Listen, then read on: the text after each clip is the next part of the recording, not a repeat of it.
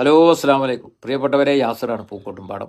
ഈ വീഡിയോ നിങ്ങളെല്ലാവരും കണ്ടിരിക്കുന്നു വിചാരിക്കുന്നത്. ഇത് ഇന്നലെ ചോറും മീനും എന്ന് പറയുന്ന കുറ്റിപ്പുറത്തുള്ള ഭയങ്കര തിരക്കുള്ള ഹോട്ടലാണ്. നല്ല മീനൊക്കെ കിട്ടും എന്നൊക്കെ പണ്ട് പറഞ്ഞ് കേട്ടിട്ടുണ്ട്. ഞാൻ അതുവരെ അവിടെ പോയിട്ടില്ല. ഏതായാലും ഇന്നലെ അവിടെയുള്ള കസ്റ്റമറിനെ തല്ലുന്നതും അവർ തിരിച്ച് വലിയ സംഘർഷമാണ്. ഞാനത് കൂടുതലൊന്നും കാണിക്കണില്ല. വയലേഷനുമായി ബന്ധപ്പെട്ട പ്രശ്നം ഉണ്ടാവും. ഞാൻ ഈ വിഷയത്തിൽ നിങ്ങളോട് പറയാനുള്ള എന്താണെന്ന് ചോദിച്ചു കഴിഞ്ഞാൽ, ഇങ്ങനെ സംഭവിച്ചാൽ എന്താ ചെയ്യുക? ഇത് വലിയ വഞ്ചനയില്ലേന്നാ. വഞ്ചന തന്നെയാണ്. കാരണം എന്താണെന്ന് ചോദിച്ചു കഴിഞ്ഞാൽ, ഇന്നലെ അവിടെ സംഭവിച്ചത് നമുക്കുള്ളൊരറിവ്, 200 റുപ്യ പറഞ്ഞ മീനിന് ഭക്ഷണം കഴിച്ചു കഴിഞ്ഞപ്പോൾ 300 റുപ്യാണ്. അത് ചോദ്യം ചെയ്തതുമായി ബന്ധപ്പെട്ടാണ് ഈ വിഷയം ഉണ്ടായിട്ടുള്ളത് എന്നാണ് പറയുന്നത്. ഏതായാലും എന്താണ് അത്തരം സന്ദർഭങ്ങൾ നമ്മളെ ജീവിതത്തിൽ ഉണ്ടായാൽ നമ്മൾ ചെയ്യേണ്ടത് എന്നുള്ളതിനെക്കുറിച്ച് കുറച്ച് കാര്യങ്ങൾ കേൾക്കേണ്ടവർക്ക് കേൾക്കാം, അല്ലാത്തവർക്ക് തട്ടിമാറ്റി പോകാം. ഇപ്പോൾ നമുക്ക് അങ്ങനെ ഒരു അനുഭവം ഉണ്ടായി. വില കൂട്ടി വാങ്ങി. നമ്മൾ എന്താ ചെയ്യേണ്ടത് വെച്ചാൽ, തല്ലും പിടിക്കൊന്നും നിൽക്കണ്ട. നമ്മൾ നേരെ ഓൻ്റെ ബില്ല് കാട്ടിക്കാരെ ആ ബില്ല് പതുക്കെ വാങ്ങാം. വാങ്ങിയിട്ട് നമ്മളടുത്തൊക്കെ മൊബൈൽ ഉണ്ടല്ലോ, അത്യാവശ്യം തിരക്കില്ലാത്ത മൊബൈൽ ഉണ്ടാവും. അതിലൊക്കെ ഈ പറയുന്ന പോലെ നമ്മൾ ഈ റീചാർജ് ചെയ്ത് MB ഒക്കെ ഉണ്ടാവും. അപ്പോൾ ആ നിലക്ക് എന്ത് ചെയ്യുക, അതിനിപ്പോൾ യാസർ പൂക്കോട്ടും വ്ളോഗർമാരൊന്നും ഭയങ്കര വ്ളോഗർമാരൊന്നും വേണ്ട. ഈ പറഞ്ഞ പോലെ ഞാൻ വ്ളോഗർ അല്ലല്ലോ, അല്ല. അത് നിങ്ങൾ പൊതുസമൂഹത്തോട് സംസാരിക്കുക. എനിക്ക് ഇങ്ങനെ ഞാനും എൻ്റെ ഫാമിലിയും വന്നപ്പോൾ ഈ കടയിൽ നിന്ന് ഇങ്ങനെയാണ് അനുഭവം. നിങ്ങളോട് എനിക്ക് പറയാനുള്ളത്, ദയവ് ചെയ്തിട്ട് ഇവൻ്റെ ഈ വഞ്ചനയിൽ ഈ പറ്റിക്കപ്പെടൽ നിങ്ങൾ ആരും പെടരുത് കേട്ടോ എന്ന് പറയാം. അങ്ങനെ 10 ആളുകൾക്ക് ഈ ദുരനുഭവം പറയാൻ സാധിച്ചാൽ ഏത് കൊമ്പത്തെ ആളാണെങ്കിലും ഓൻ കട പൂട്ടേണ്ടി വരും. മാത്രമല്ല, ഓൻ്റെ പേരിൽ ആക്ഷൻ ഉണ്ടാകും, നിയമപരമായ നടപടിക്ക് വിധേയമാകേണ്ടി വരും. രണ്ടാമത്തെ കേസ്, ആ ബില്ലും കാര്യങ്ങളൊക്കെ കൊടുത്തിട്ട് കുറച്ച് ക്ഷമയുള്ള ആളാണെങ്കിൽ ഉപഭോക്തൃ കോടതി കൊണ്ടുപോയിട്ട് ഈ സംഗതിയെ പറഞ്ഞ് ആ ഹോട്ടലിനെതിരെ നടപടി സ്വീകരിക്കാൻ വേണ്ടി കൊടുത്താൽ അതിലും നിങ്ങൾക്ക് വിജയമുണ്ടാകും എന്നുള്ളത് തന്നെയാണ് നമ്മൾ മനസ്സിലാക്കേണ്ടത്. ഇപ്പോൾ അങ്ങനെ ഒരു കഥ. രണ്ടാമത്തേത്, നമ്മൾ എന്തെങ്കിലും ഒരു കാര്യം ഹോട്ടലോട് പറഞ്ഞു. എൻ്റെ ഒരു അനുഭവം പറഞ്ഞുതരാം.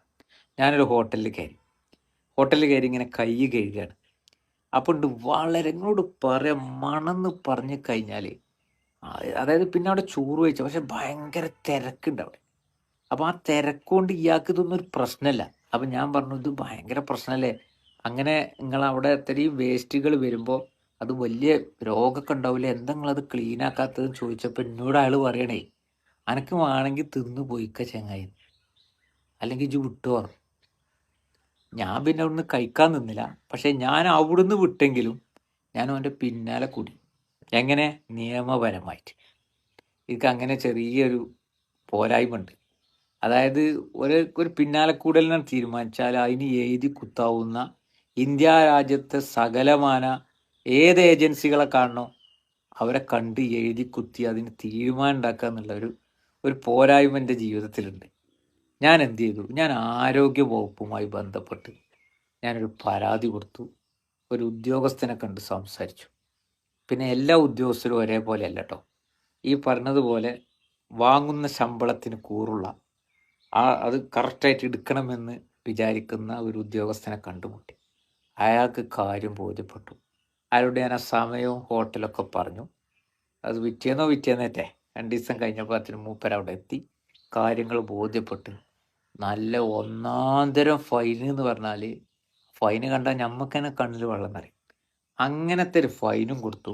അത് ശരിയാക്കാതെ ഇനി തുറക്കരുത് എന്ന് പറഞ്ഞിട്ട് സാധനം പൂട്ടി. മനസ്സിലായോ? കൊമ്പത്തെ കച്ചവടക്കാരാ. എന്താ കഴിഞ്ഞോ? പരിപാടി കഴിഞ്ഞോ? പരിപാടി കഴിഞ്ഞു. എനിക്കതിനാകെ സമയം ചിലവായതൊരു 2 മണിക്കൂർ എടുത്തിട്ടുണ്ടാവില്ല. ആലോചിക്കുന്നുണ്ട്. അപ്പോൾ ഞാൻ പറയുന്നത് എന്താണെന്ന് വെച്ച് കഴിഞ്ഞാൽ, നമ്മൾ കേരളത്തിൽ ജീവിക്കുന്ന ആൾക്കാരാണ്. നമുക്ക് ഭക്ഷണമൊക്കെ നല്ല പ്രിയമാണ് എന്ന് വിചാരിച്ച് നമുക്ക് അമിതമായ ബില്ല് ഈടാക്കണമെങ്കിൽ നമ്മൾ നല്ല ഭക്ഷണമല്ലേ എന്ന് കരുതി പോരണോ? വേണ്ട. ഇപ്പോൾ നമ്മളിങ്ങനെ ഇതിന് പ്രതികരിക്കുമ്പോൾ ഇപ്പോൾ നമ്മളവിടെ ഒരു ഹോട്ടലിൽ കയറി ചെല്ലുമ്പോൾ ഇപ്പോൾ അറിയുന്ന ആളുകളുണ്ടാവും അല്ലേ, ഞങ്ങളെ വീഡിയോ ഒക്കെ സ്ഥിരമായി കാണുന്ന ആളാണ് എന്നൊക്കെ പറയും. നമ്മളവിടെ വില നോക്കുമ്പോൾ കൂടുതലാണെങ്കിൽ, എൻ്റെ വീഡിയോ ഒക്കെ കാണുന്ന ആളാണ്, അപ്പോൾ അതിനോട് മുണ്ടാതെ പോരാമെന്ന് നമ്മൾ തീരുമാനിച്ചാൽ നമുക്ക് എന്ത് നിലപാടുള്ളത്? നമ്മളെ വീഡിയോ കാണുന്നതുകൊണ്ട് ഓൻ്റെ വഞ്ചന, ഓൻ്റെ ക്രൂരതക്ക് ഓൻ്റെ ഈ കച്ചവടത്തിലെ കൊള്ളക്ക് നമ്മൾ കൂട്ടിക്കണം. ഓൻ്റെ വീഡിയോ കാണണ്ട, ഇത് ജനസമൂഹത്തെ വഞ്ചിക്കുന്നതിന് തുല്യമാണ്, ഞാനത് പറയും എന്നുള്ള ആ ഒരു നിലപാടിൽ എന്ത് ചെയ്യുക, സമൂഹത്തോട് പറയും. അതോടുകൂടി എന്തുണ്ടാവും, അതിനൊരു തീരുമാനം ഉണ്ടാവും. ആരും മേലെ ഒന്നല്ല, മനസ്സിലായോ? അപ്പം അതിനെ ചോദ്യം ചെയ്യാൻ നമുക്ക് തന്നെ കഴിയും. അപ്പോൾ പ്രിയപ്പെട്ടവരെ, നമ്മൾ ഈ കുറ്റിപ്പുറത്തെ മീനും ചോറുമായി, എനിക്ക് അതിൻ്റെ ഓണർമാർ ആരാന്നും കൂടി അറിയില്ല, എന്നെ അറിയുന്ന ആൾക്കാരാണെന്നും അറിയില്ല. എന്തായാലും പൊതുസമൂഹത്തിൻ്റെ ഫീഡ്ബാക്ക് അവിടെ കുറച്ച് വില കൂടുതലാണെന്നുള്ളതാണ്. മനസ്സിലായോ? അവിടെ പലതിനും പല വില റേറ്റുകൾ ഉണ്ടെന്ന എനിക്ക് അധികാരികളോട്, എൻ്റെ വീഡിയോ കാണുന്ന അധികാരികളോട് പറയാനുള്ളത്, ഈ കേരളത്തിൽ ഇത്തരത്തിലുള്ള വിഷയങ്ങൾ ഉയർന്നു വരുമ്പോൾ അതിനെ പ്രാഥമികമായി അന്വേഷിച്ചിട്ട് സ്വമേധയാ കേസെടുക്കാൻ നിങ്ങൾക്ക് ഉത്തരവാദിത്തമുണ്ട്. സാധാരണക്കാരെ വഞ്ചിക്കുന്ന, ഇത്തരം വിലയിടാതെ തോന്നിയാസ വില ഇടുന്ന ആളുകൾക്കെതിരെ ഫൈന് കൊടുക്കാലോ, നിങ്ങൾക്കത് പ്രാഥമികമായി അന്വേഷിക്കാലോ. ആ നിലയ്ക്ക് നിങ്ങൾ ഇടപെടണമെന്ന് ഈ ഒരു അവസരത്തിൽ ഓർമ്മപ്പെടുത്തുകയാണ്. അതിലൂടെ ഇടപെട്ടിട്ട് നിങ്ങൾ നടപടി സ്വീകരിച്ചാൽ ഇതേപോലെ അമിത ബില്ല് ഈടാക്കുന്നവർക്കൊക്കെ ഒരു താക്കീതായിട്ട് അത് മാറും. സ്വാഭാവികമായിട്ടും അവരത് ആ പണിക്ക് നിൽക്കില്ല. അതിലൂടെ പാവപ്പെട്ട സാധാരണക്കാരായ ഭക്ഷണം കഴിക്കുന്ന ആളുകൾക്ക് അത് വലിയ മുതൽക്കൂട്ടാവും, അതൊരു വലിയ ആശ്വാസമാവും.